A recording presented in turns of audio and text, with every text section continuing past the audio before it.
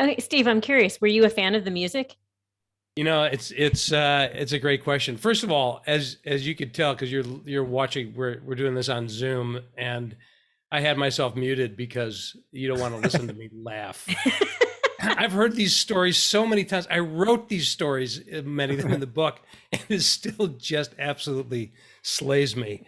So no, I was never a Twisted Sister fan.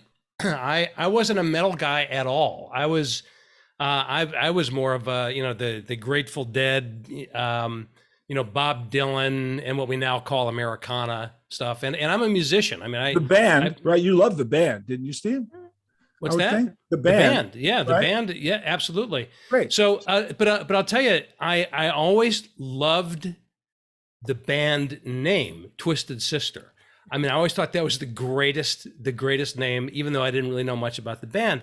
So when JJ and I first started to get to know each other, after that aforementioned meeting in Chicago, um, he here's how this transpired. As we got to talking, I said, I'm a musician too. I play guitar and all that. He said, oh yeah. So he takes out his phone and he starts showing me pictures. He said, okay, here's a picture of my daughter. That was one picture. And then he starts scrolling through his vintage guitar collection, one guitar after another. And I'm going, holy shit, this is incredible. And he said, you need to come to New York and have your way with my guitars. So eventually I did. And I remember the first time I went out to visit and stayed at his place, and he just handed me guitars.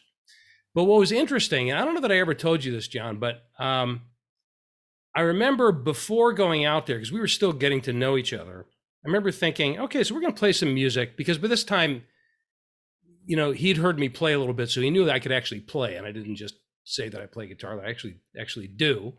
So he said, yeah, we need to sit down and play. So I'm thinking, what are we going to play? Because I don't play that metal stuff. I'm a blues guy. And as it turns out, so is he. We have like identical tastes in music. So it was really an interesting kind of revelation to say, oh, okay, so he loves that music too, but his roots are very similar to mine. And that was really interesting. I just kind of assumed that anybody who makes it in whatever genre they're in, that's kind of their whole thing. Yeah, well, that same assumption follows drugs. You assume, right? Anybody can. That's what you do. When I started doing speaking engagements, people are shocked. They go, "Oh, you're so erudite, you're so smart."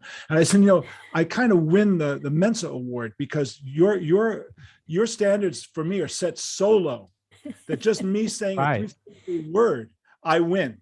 And it goes back to a joke that some comedian once said about, "Oh, I heard that Stallone and Schwarzenegger are making a movie. What's it called? Duh." And I thought,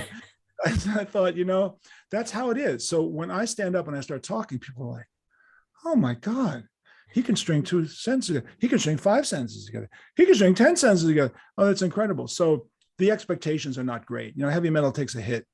And it's a shame too, because first of all, there's a lot of great heavy metal players and great instrumentalists and very smart people. Many of them are my friends, but it's not the music I listen to. The music I listen to is still the music that I fell in love with between the ages of 12 and 20. And that's usually the music you fall in love with, is the music between 12 and 20. And you'll listen to that for the rest of your life, no matter how embarrassing it may be to other people or to your kids. It doesn't matter. It just turns out that my 12 to 20 was the Beatles, the Stones, the Who, Floyd. I mean, I had the golden age of rock and roll. So I was blessed at that, but I was a pop kid and I love pop music, and metal is not the music I listen to.